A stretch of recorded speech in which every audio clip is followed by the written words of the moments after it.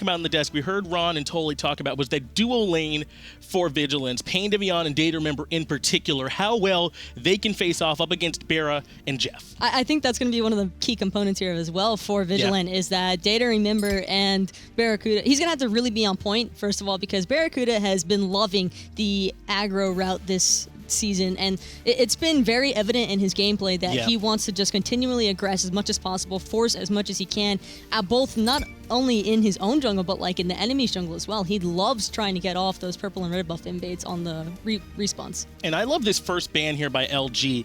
Pain Devion has been loving this Ganesh pick so far. It's something that we've seen him take to a really elite level, kind of play it maybe even a little bit better than everyone else. So LG, take that away. Pain, you have to find something else. And sometimes players just get really solid with these comfort picks, and Ganesh is certainly one that Pain has made a mark on for this split so far. So I think that's a very smart choice to take away. Also, the Kakolin ban coming through from Luminosity, I think that's another interesting aspect because Kakolin could potentially be that flex pick in the jungle. Wouldn't surprise me. Grave has sort of leaned towards a more warrior kind of playstyle between the Camzots and the Kakolin pick, so I think that's a smart choice. I agree. It's interesting. Maybe that Aquarius doesn't really want to play it, or they're just more worried about giving that pick over to Grave and letting him do well on it. So that's something they choose to take away. Ratatoskr, though, the ban out for Vigilant, so taking a look towards Mask and maybe limiting him in the jungle, and Luminosity respond with a first pick Nemesis. And this Nemesis selection, I just love it so much for Luminosity. Not only is it going to try and deter Vigilant from looking for those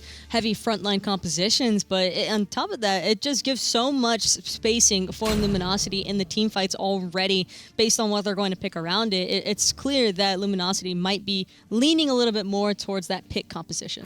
And it might even deter them from picking someone like Sylvanas, who we've seen be a little bit more popular lately, who can kind of get punished a little bit by Nemesis. We do see Erlong and Soul come through for Vigilant, and Erlong Shen's been real popular lately. He sort of had a resurgence. I wouldn't really call it a resurgence so much as it is other warriors taking a little bit of a hit nerf-wise has really made Erlong shine through as the more prevalent solo laner, or even potentially a jungler here. Again, Team Vigilant, a team that really has that flexibility option between their solo laner and their jungler. Although I will say it is pretty interesting that they're going to already reveal the Sol Jingwei combination. It seems as though they're fairly confident in taking the Jingwei into that duo lane. They're not afraid to sort of show that they want that Jingwei is to be the one they want to take.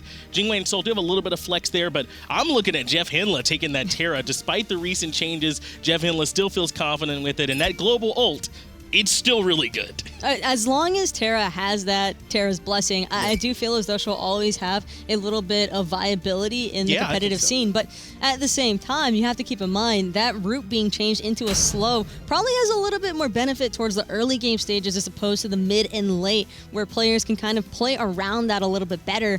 I do like what Luminosity has done so far, though, pairing the Terra alongside of the Hui Yi and the Nemesis and throwing in a Chalk on top of that. A lot of slows are everywhere now. Slows on slows on slows for Luminosity. And I like what Vigilant are doing. Check out their draft. They go with the Osiris, so it's still kind of unclear where everything's going to be going for them. If I'm Luminosity, you can't worry too much about where their picks are going and just kind of focus on your own draft. I want to say that that's going to be an Erlong in the jungle, but I could very well be wrong about that. You never really know what to expect from Vigilant, and that's kind of the main thing that they try to play around. It's probably one of their main advantages, and with that Geb being locked away, I do have to say that's still a very tanky team.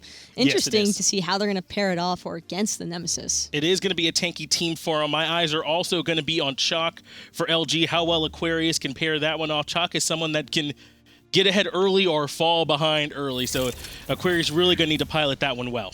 And it's going to be, I think that Aquarius playing this Chalk again, though, was probably the best choice possible for him. Chalk is one of those gods where if you leave him alone in the solo lane, he's typically going to be safe enough to sort of AFK farm and help mitigate that map pressure that Vigilant are going to be trying to look for. And it is going to be Grave on the Erlong Shen for the jungle. So Grave taking Erlong Shen to the jungle means it's going to be Mando Warrior on Osiris up against Aquarius in that short lane, the solo lane side. Pain Beyond, we were talking about what he was going to go to without Ganesh available to him, and he ends up picking up Geb.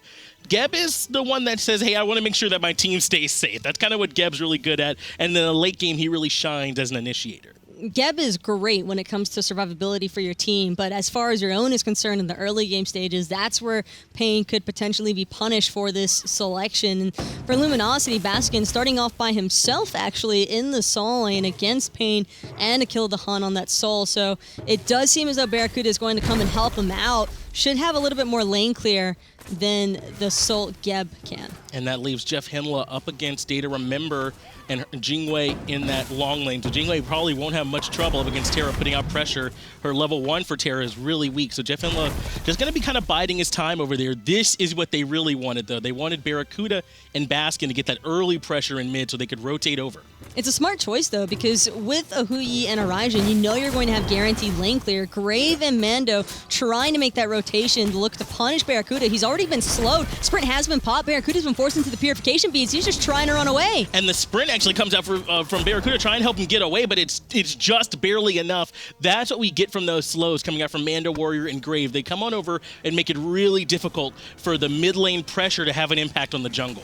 Excellent rotation, though, from Luminosity. You saw Mask and Aquarius just trying to help peel for Barra, ensure that their ADC can get away rather than falling at level 1. That would have been a huge cleanup kill for either Grave or Mando. And now Vigilant still has their full jungle to go back and take when they're done clearing up this mini wave. They'll be able to get to the wave first and then head back and start to secure that farm. Luminosity, though, do get these fire elementals, so that's a small win for them. But Vigilant will be able to push some of those minions under tower. At the very least, having some global control of the map farm is going to be pretty easy to establish for Luminosity, considering that Mando and Grave had to back off after looking to chase out Barra. But Barra is going to be a little bit further behind everybody else. He just hit level 3, so he's already tagging kind of behind. He should be okay, though, once he returns to this duo lane, just because a Jingwei, while she has a little bit more farm than Barra, it's still not going to be a god that can look to easily pressure him out early.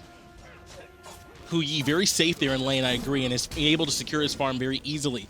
We saw Vigilant, Mando Warrior, and Grave in particular try to come down and steal away that blue buff from Aquarius, but with Mask's help, he was able to defend it no problem. So now they're going to go back in and clear up that speed buff off the top, and Mask and Aquarius just going to sort of leave them to it and go back just trying to get their farm. This is what Luminosity were trying to establish. So this is what they wanted. They wanted to be able to come over, try and make things a little bit harder for Vigilant on that right-hand side. Now Barracuda can come back to the long lane, get this farm, and try and catch back up with Data Remember. With how much AoE presence Luminosity has available to them, just from pretty much every single god in their draft, they all have some form of long-range or just giant circle-range attack that is going to be such an issue for Vigilant to deal with whenever the team fights do start to break out. That's a good point. Mask sort of picks who the target's going to be, and then the rest of Luminosity won't have too hard a time following up almost immediately with Baskin, Barracuda, and even Aquarius. So Vigilant going to have to make sure they respond to, sort of as you described it, almost like a pick comp from Luminosity,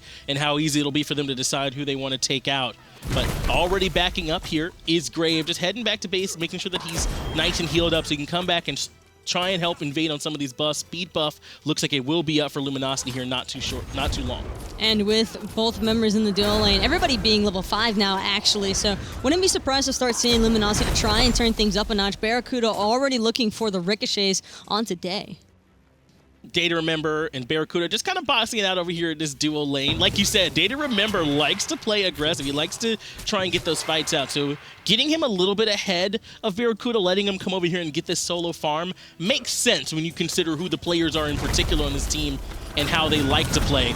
Good stun out on the Pain of Beyond. That comes the Suns from Barracuda to follow up, and that gives him an easy first kill. Data Remember could be in trouble. That sprint is helping him get away, and he does, but it's actually Jeff Henla who gets credit for the first kill.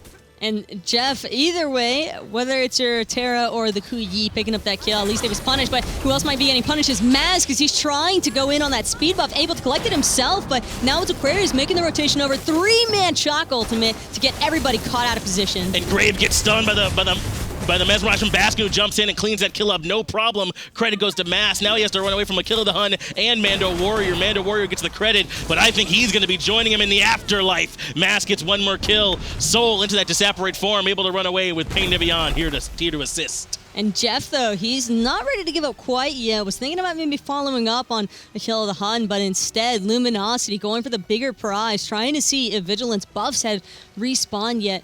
Blue actually just now coming up for Vigilant, but Mask and Aquarius already backed off to farm out that solo lane wave. And this is scary if you're Vigilant. Nemesis getting two kills very early on in the game, that's a huge help to Nemesis, who can be pretty item dependent to sort of get off all the damage that she's looking for. This will accelerate that farm for her. And don't forget, Barracuda, who was a little bit behind Data Remember, they got a kill in duo lane too, so that's going to even up that farm, and we already know how strong Hu Yi can be in team fights. It does appear, though, that Luminosity were successful with that blue buff invade later on. Mask and Aquarius wrapping back up just to take that one away. A little bit of extra farm in their pocket. Can't really go wrong with gathering up some XP, but it is going to be pretty problematic for Mando Warrior now having to deal with this chalk with the blue buff in the mana regen for so long. And that's actually how that fight started.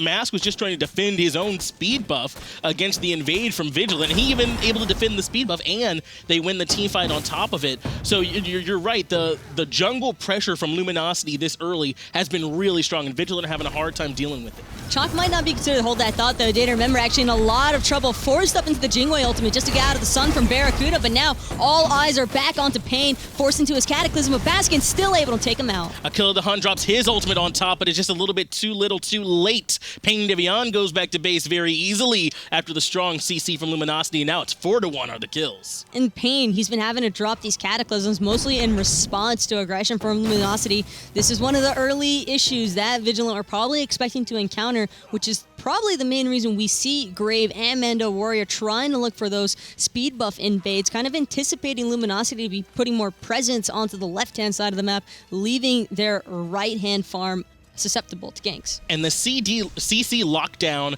onto Data Remember in particular was so important. That's what kind of forced Pain Devian into that engagement. So sure, Data Remember can fly over walls with his ultimate, but poor Pain Devian just had nowhere to go, and he gets deleted there a little just too easily.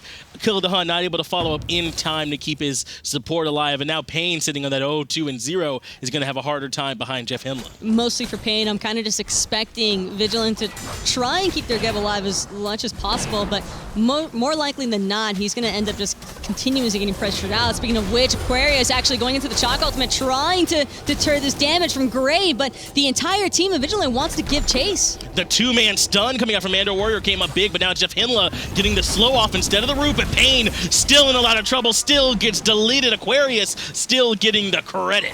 4 members entered and only 3 were able to walk away alive for Vigilant. Pain, again, falling victim to Luminosity's engagements. But did you see Mando Warrior's play there? I know the team fight doesn't go their way, but he uses the Lord of the Afterlife to jump over the ultimate from Aquarius so he can keep chasing in. So just a cool individual play, even though the fight doesn't quite go their way. Now Luminosity sitting up 5-1, 2K gold in the lead. And again, this is where you start to take, the we've been invading your buffs kind of lead into a now we're going to force fights on objective kind of lead. But this is exactly the kind of lead that Vigilant did not want to see Luminosity acquire. Mando Warrior just has to look on as Luminosity again invades that blue buff, and he was already out of mana, so even if he wanted to contest, just no hope.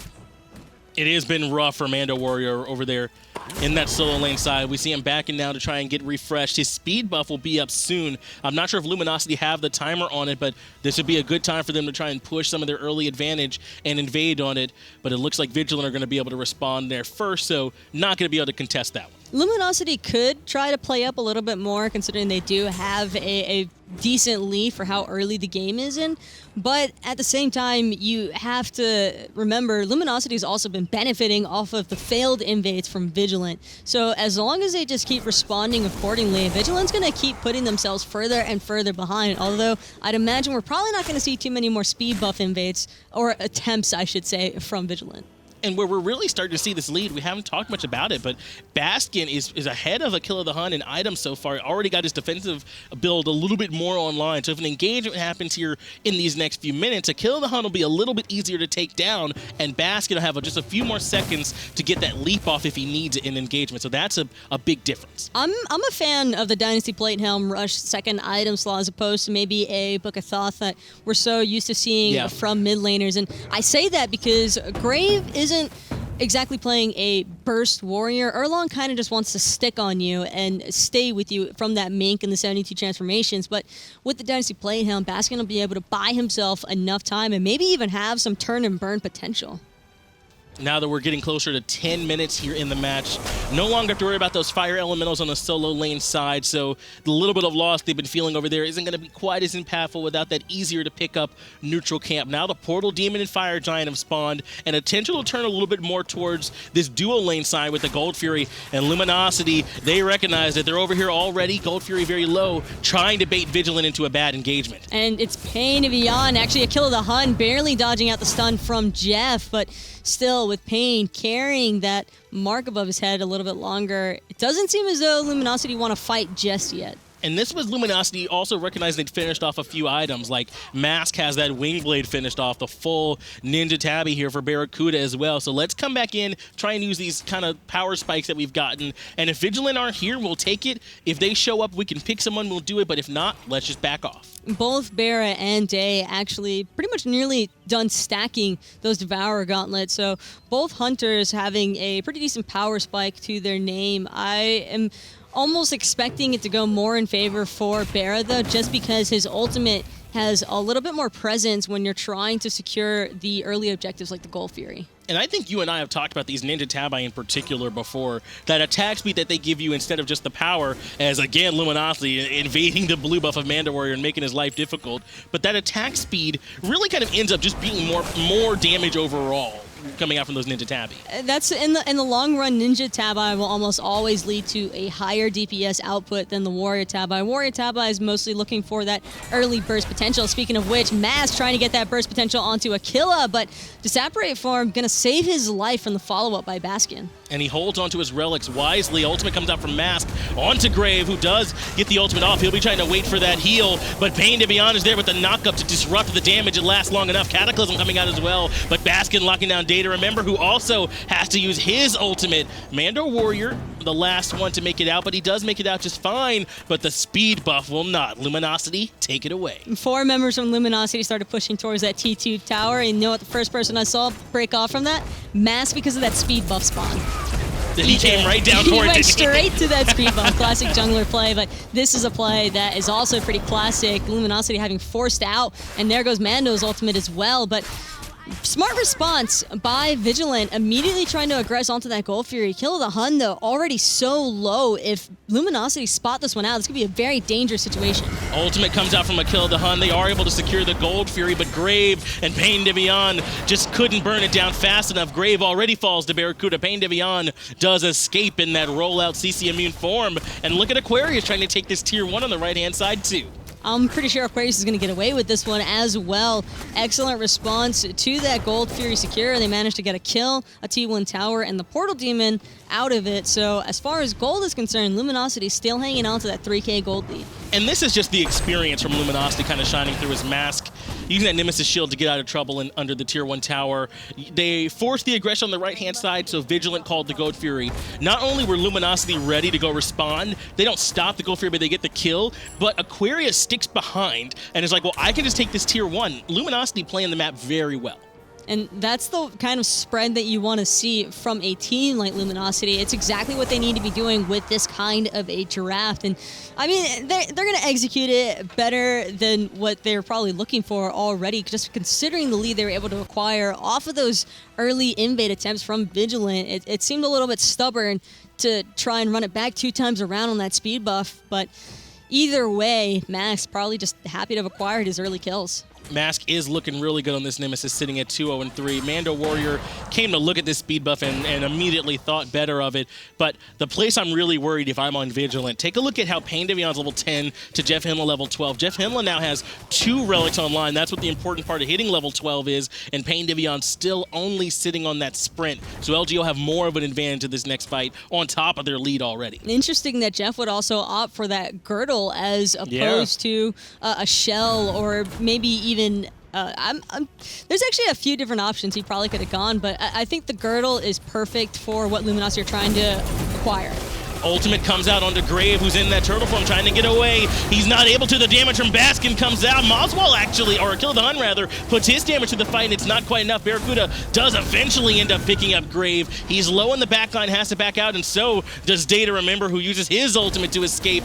Kill the Hun is hanging around trying to see if he can find any more damage, but it's the red buff that ends up falling, and Luminosity happy to take one more kill. Pain kind of just lurking around those back harpies, seeing if there's any shields he can throw out for his team, but with 4 members of Luminosity still standing and Grave not due to respawn for another few seconds, that's most likely going to be another free speed buff for Luminosity. Now they're coming to take the speed buff too. It's just the buffs for Vigilant are not safe, the jungle's not safe, the camps are not safe, and neither are the neutral objectives. Luminosity kind of just exerting their will on the map at this point, coming over to take this blue buff as well. And Vigilant recognize they gotta come in and try and start fighting it. They gotta stop the bleeding. If they keep letting Luminosity take whatever they want, then they'll just lose slowly. That might have been a slightly different team fight had Vigilant been successful in taking out Barracuda, but unfortunately just not enough damage yet from Vigilant to lock down the Hunter, and because of that, Luminosity was just free casting on the backline of Vigilant.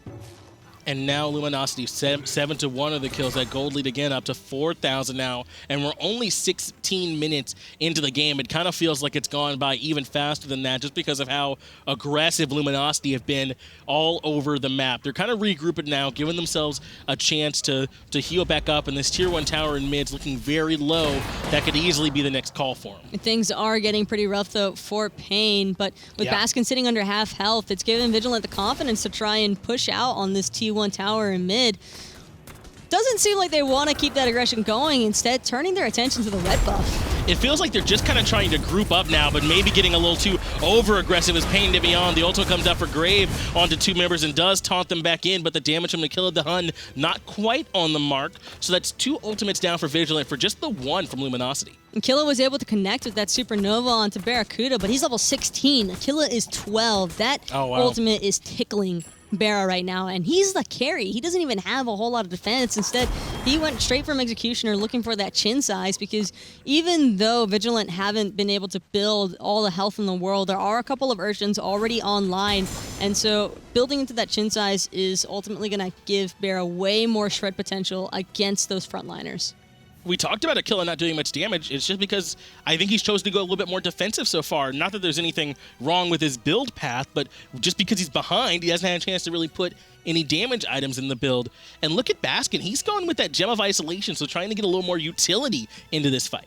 Aquila is kind of just suffering the repercussions of Vigilant's failed invade attempts on those speed buffs, because once Luminosity was able to establish such dominant control over the solo lane side of Vigilant's jungle, it just means that Aquila isn't able to get that farm either. He's kind of just having to put everything into the mid lane that Pain or Grave is usually splitting that XP with him as well. Grave gets stunned down. The ultimate from Mask comes out immediately onto him. He's able to back off, though. He had to use his ultimate to get that heal, but once again, the red buff going the way of Luminosity. They're constantly pressuring the jungle of Vigilant. After forcing them out, they come right over to start up the Gold Fury. Attention to detail is everything for Luminosity, and for sure, they kind of just wanted to see what else they can get. Barra just missing that ricochet on today, probably sweating a little bit considering his last Huyi experience.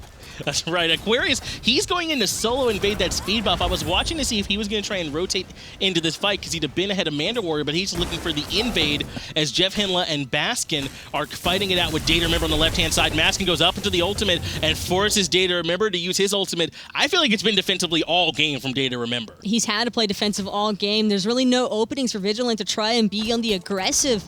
It's just been Luminosity executing everything they need to a T, leaving no openings whatsoever for Vigilant to really try and counter-engage. Manda Warrior is coming in on the back. Cataclysm goes off into Barracuda, stunning him, but the return damage on the Pain to Beyond is just too great. Barracuda gets credit for that, and he's very low. Aegis ticking to keep him alive, and Grave looking to clean that one up, and he does, but Mash, Jeff Henla, and Baskin are all here. Aquarius does get some damage off onto all 4 members thanks to that hammer, but it's Mask who's looking to take down Grave. Mask with the Blinken actually dropping the ultimate down with the Manda Warrior, but that was just a distraction. It's going to be Grave who's the target. Aquarius continuing to hold W at Aquila the Hun, and really he might be in a little bit of trouble for it now, actually getting tethered, slowed, knocked up, all the damage from everybody, and it's going to be Day putting his mark on the board.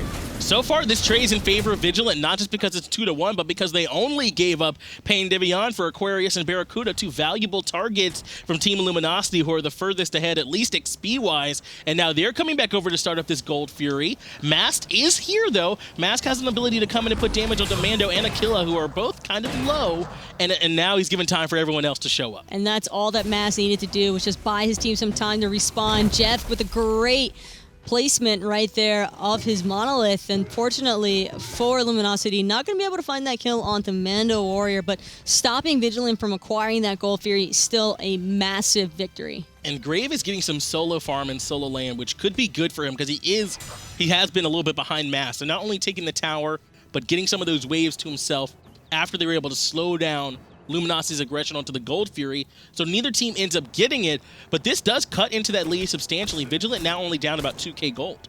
It was a very strong response compared to what we've been seeing from Vigilant this game, which I think better late than never is probably the best way to put it here. I also liked what Mando Warrior was doing in that solo lane.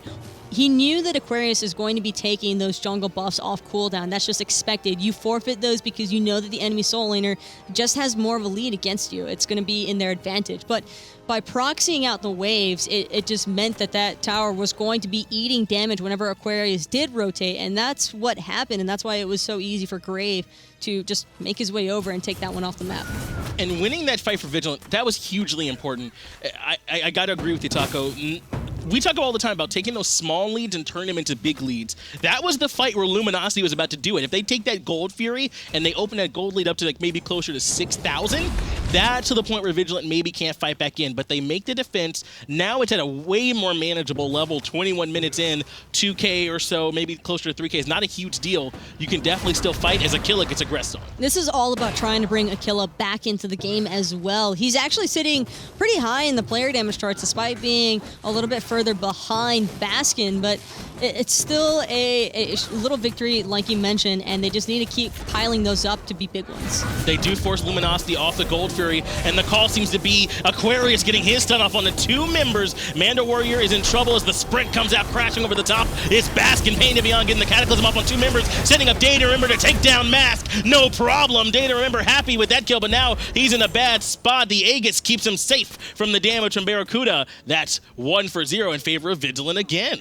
But Vigilant, all three members actually incredibly low, looking to back. Luminosity, not the same case, actually looking to clean up these oracles first and foremost, just to make sure that they have that vision on the Gold Fury.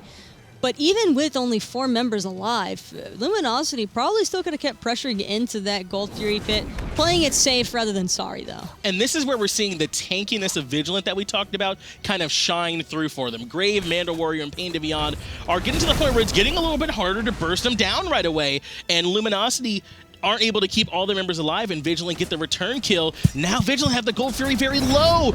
Luminosity are here, but they're not here quite in time. The Gold Fury does go the way of Aquila the Hun, and Luminosity just kind of have to back off. Luminosity actually caught sleeping on that one, not able to respond in time, looking to try and find that cleanup kill onto Mando Warrior. Maybe it's a chain of events. Barracuda, though, getting the last hit on Mando's life. I like them backing off here. Don't send in a whole bunch of, like 1 or 2 at a time to also die trying to save Mando Warrior.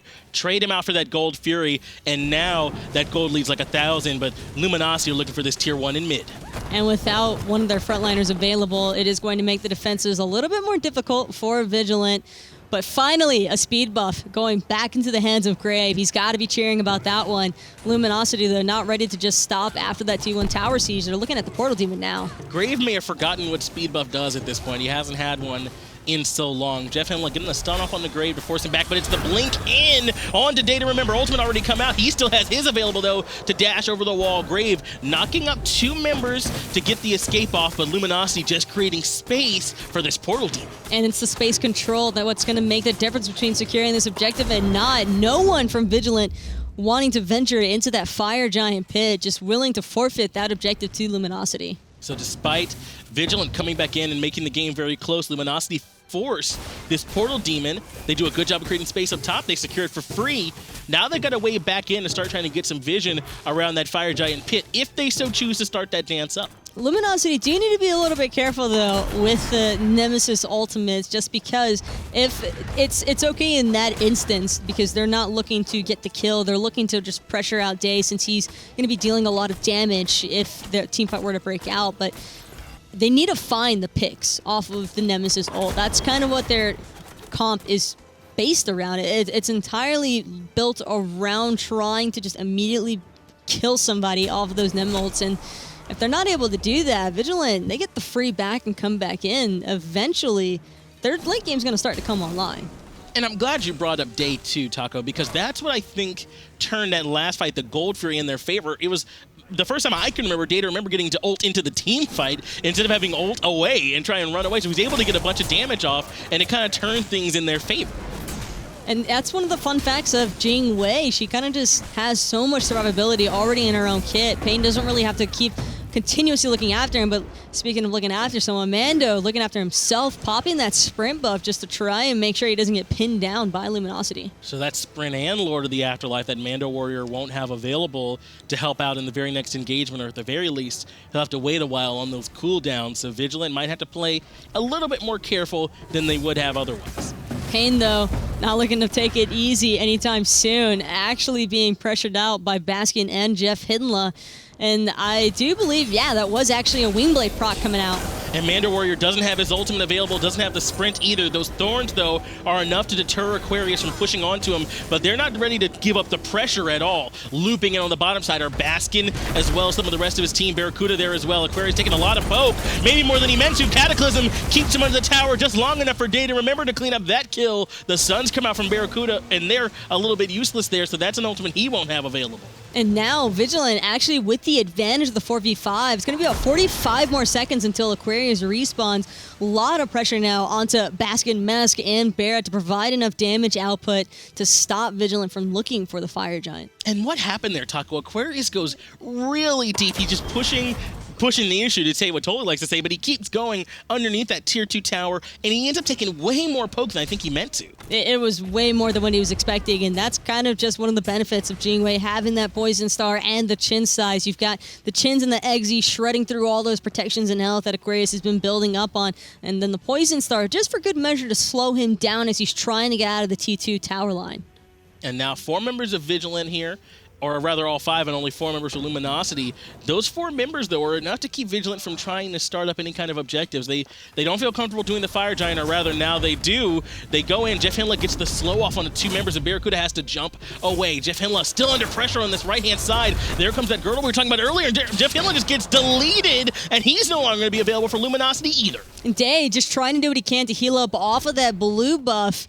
Luminosity kind of just forced to watch. It seems as though they're trying to secure their own speed, but a lot of hesitance coming out for Luminosity, and I can't blame them after that engagement. Vigilant playing it so patiently right now.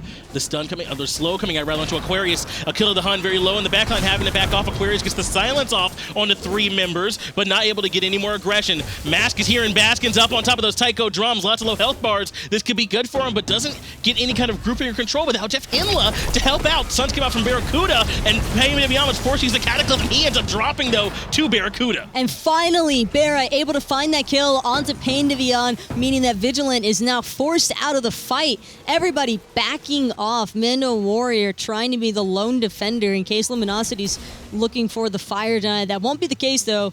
Not feeling very comfortable with this one, considering that their team was pretty poked out as well. And we've been hanging out on this Fire Giant side of the map, kind of just trading back kills 1-to-1. Neither one of these teams have given up a big loss yet, so no one's felt comfortable going for this Fire Giant. We're seeing a lot of respect from the 1 seed right now for Luminosity towards Vigilant. They know they can't just start this Fire Giant up in their face and expect Vigilant to watch. And for good reason. Vigilant have had a great showing so far this split ever since they made their way in from relegations. They've really been a team that a lot of the other members in NA have kept an eye on, so to say.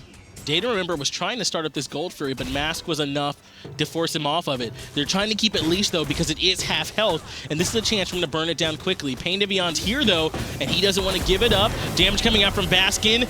not sure if it was quite enough. Barracuda is able to secure it for Luminosity, and Day to Remember falls as well. Mask getting credit for that kill. Grave with those thorns ticking, trying to put out damage into the team fight, but it's Barracuda who's under trouble. Look where he's positioned. No, he still has the jump available, so he's okay. Baskin cleans up Grave. And Barracuda actually still trying to handle Mandalorian on the backside. Will find the last hits onto him. Meanwhile, Aquarius taking Pain to Beyond out as well. 4 members dead from Vigilant. T2 Tower, not even a thought for Luminosity. They just want that Fire Giant, and they want it now. Day to Remember starts up that Gold Fury. Mask rotates in time to slow him down, and then Luminosity forced the fight on the Gold Fury. Vigilant couldn't handle it, and now Luminosity have a Fire Giant that's not going to be contested with only the kill of the Hun left up on the map. What happened was Luminosity finally went back to spreading Vigilant out, and once they spread that team so thin, all the target focus just onto different members. You had Mando looking for Barra, you had Aquarius just kind of handling Aquila away from the rest of his team, and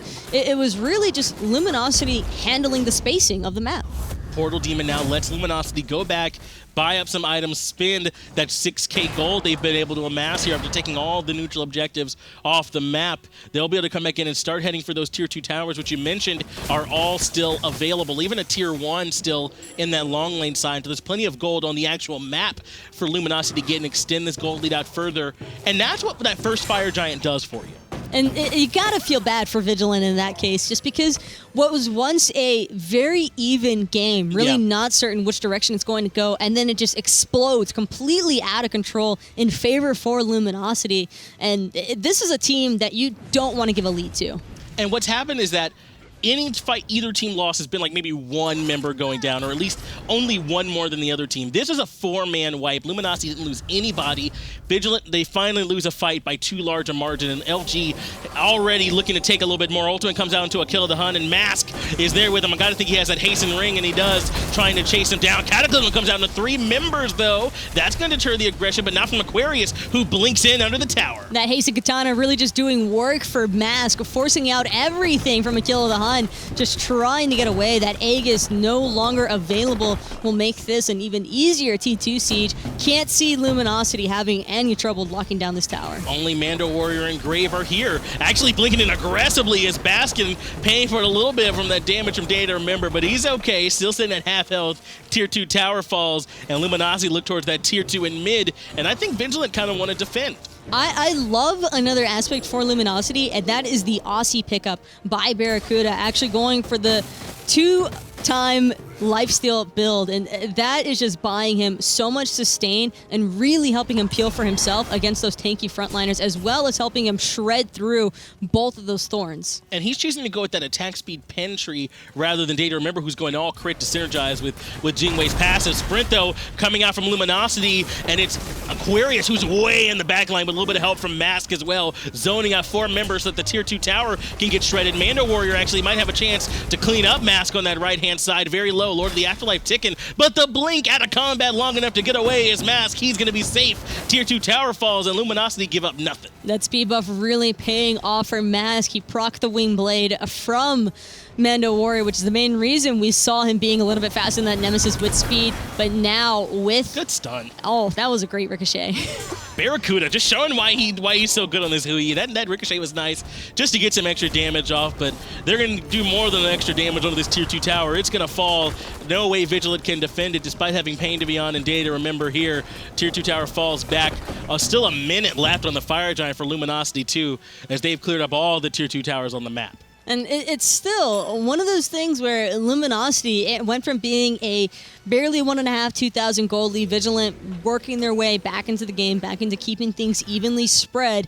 And now we're at an 11k gold lead, and sure, everybody's kind of approaching the level 20 mark for Vigilant, but Pain, he is hurting at level 14 right now. Oh, wow. Pain's way behind level 14. I got to agree, that's something that could be a big problem for him. He can't really be the frontliner they need him to be, but you talk about how quickly that the lead exploded. That's what happens when you're even at 30 minutes. Luminosity win a fight at Gold Fury. They take all the objectives. They take Gold Fury, Portal Demon, Fire Giant. Then they come over and take all these tier 2 towers. When you go even that long, it only takes one fight.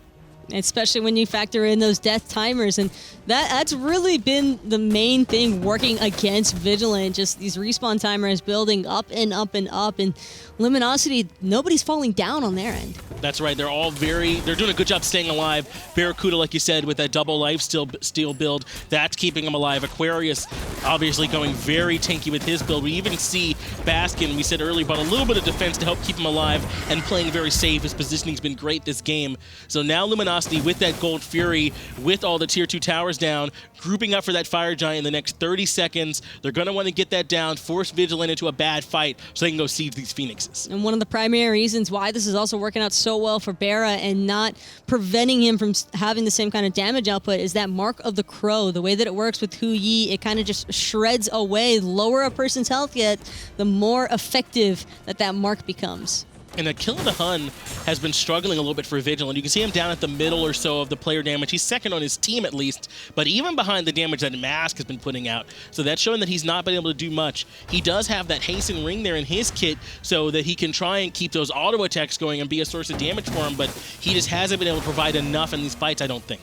And that's one of the benefits as well that Luminosity has, is because Mask can either be the initiator or he can be the one looking for the chase clean up potential. It all depends on how he wants to play things off of Jeff and Aquarius. Mask might not be as tanky as Grave, so to say, because he's not playing a warrior, but Nemesis still having that shield, as long as he's not hard CC'd out of it, he'll be fine to continue aggressing into the backline for Vigilant.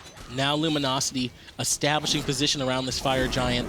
They're starting up the Portal Demon, and Aquarius is the one on zone duty, which he's done so well all game long. Pain to Beyond getting stunned out, and that Portal Demon does come through shining blue for Luminosity LG, one of the top teams here in North America, along with E United. Barracuda getting it started up. He's able to do it with that double life steal build, and while the rest of his team zones him away, but they drop it for now, respecting Vigilant, I think. Luminosity maybe looking for some bags. Baskin might have just finished off picking up a power pot even, but no, it's going to actually just be for wards. Luminosity really wanting to get complete control of vision on the map. And they're still going to be, you still got to be worried. Akilla the Hun can steal it away very easily. So can Data, remember, even with his ultimate. So they want to make sure they know where all the members of Vigilant are so they can confidently secure this objective, since Baskin's damage on Raijin doesn't come out all at once. It is kind of a bit channeled, but Pain to Beyond gets Cataclysm off on 3 members, and Akilla the Hun follows up right away. Not a whole lot of damage coming out from it, though, and actually Aquarius still going aggressive. Pain to Beyond and Akilla the Hun both getting knocked up, both silenced and having to back off. Everybody from Luminosity was backing up, but Aquarius was going forward the entire time. Again, Barracuda looking to pull this Fire Giant. Man the Warrior kind of getting zoned away by Baskin, and now Barra, he's ready to join the fight. Pain to Beyond sitting at about 30% health.